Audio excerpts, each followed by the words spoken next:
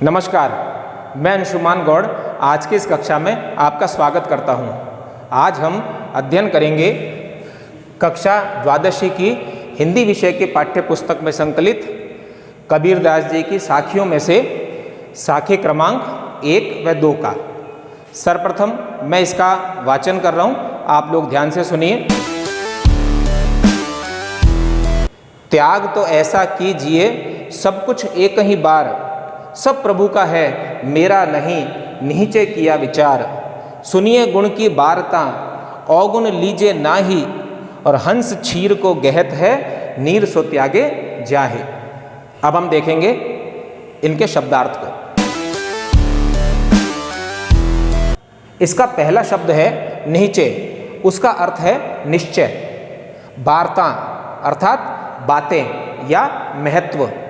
अवगुण इसका अर्थ है अवगुण। क्षीर इसका अर्थ है क्षीर या दूध।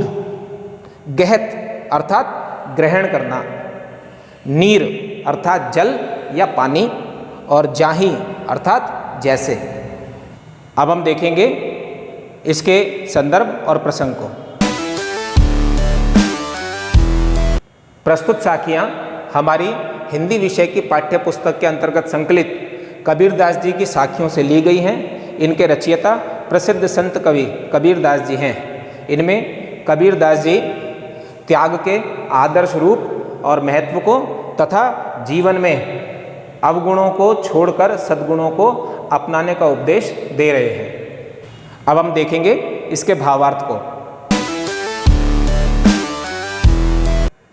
त्याग के आदर्श रूप और महत्व को चित्रित करते हुए कबीरदास जी कह रहे हैं कि मनुष्य को दृढ़ निश्चय करके एक ही बार में अपना सब कुछ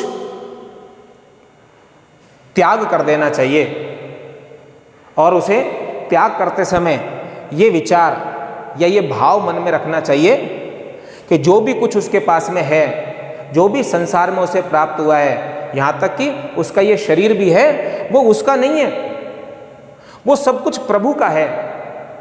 और प्रभु से प्राप्त वस्तु, प्रभु की वस्तु, वो प्रभु को ही समर्पित करनी चाहिए।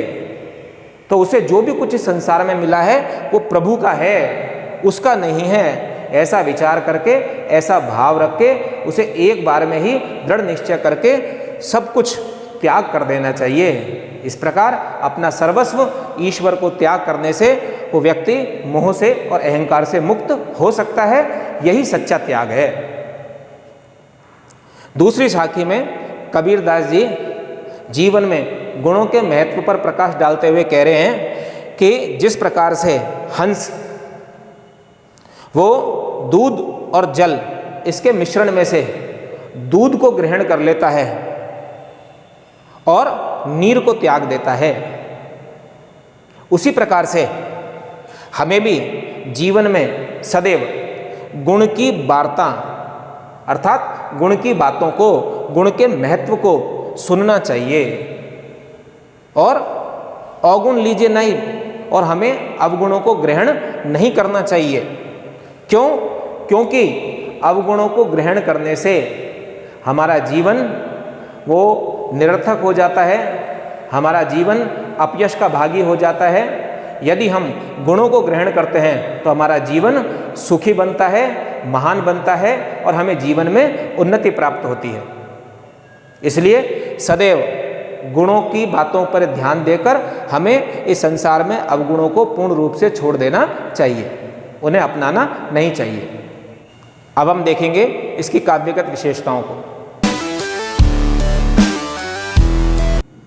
काव्यगत विशेषताओं में दोनों प्रकार की विशेषताएं बताई जाती हैं, भाव पक्ष की और कला पक्ष की। यदि हम भाव पक्ष की दृष्टि से विचार करें तो हम पाएंगे कि इसमें कबीरदास जी ने त्याग के महत्व और उसके सही रूप को प्रस्तुत किया है। अपना सब कुछ ईश्वर को समर्पित करने से ही व्यक्ति मोह और अहंकार से मुक्त हो सकता है, इसी बात की ओर संकेत किया गया है। तथा साथ ही यह बताया गया है कि व्यक्ति को जीवन में सदैव गुणों को महत्व ही देना चाहिए, क्योंकि गुणों से ही जीवन श्रेष्ठ बनता है। यदि कला पक्ष की दृष्टि से हम भाषा पर विचार करें तो इन दोनों साखियों की भाषा सदुक्कड़ी अर्थात जनभाषा है, भाषा सरल है, भावानुकूल है, प्रभामयी है तथा भाषा में शब्दगत आडंबर दिखाई नहीं देता। यदि अलंकारों की दृष्टि से विचार करें तो हम पाएंगे कि त्याग तो इसमें तय वर्ण की आवृत्ति हुई है, नहीं नीचे इसमें नए वर्ण की आवृत्ति हुई है। इस प्रकार इन साखियों में वर्णों की आवृत्ति होने से अनुप्रास अलंकार का सौंदर्य विद्यमान है।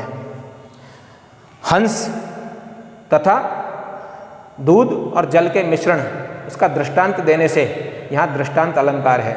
इस प्रकार इन दोनों साखियों में अनुप्रास और दृष्टांत अलंकार का सुंदर प्रयोग हुआ है। यदि हम शैली की दृष्टि से विचार करें तो इसमें उपदेशात्मक शैली है और दोहा छंद का प्रयोग हुआ है।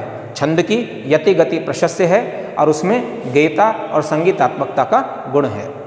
इस प्रकार आज हमने इन दोनों साखियों के शब्दार्थ, संदर्भ, प्रसंग, भावार्थ और इनकी काव्यगत विशेषताओं का अध्ययन किया। मुझे पूर्ण विश्वास है कि ये आपके लिए अत्यंत उपयोगी रहेगा। यदि आप कबीरदास जी के जीवन परिचय को जानना चाहते हैं तो डिस्क्रिप्शन बॉक्स में उसका लिंक दिया गया है, आप वहाँ जाकर उसका अध्ययन कर सकते हैं। धन्यवाद।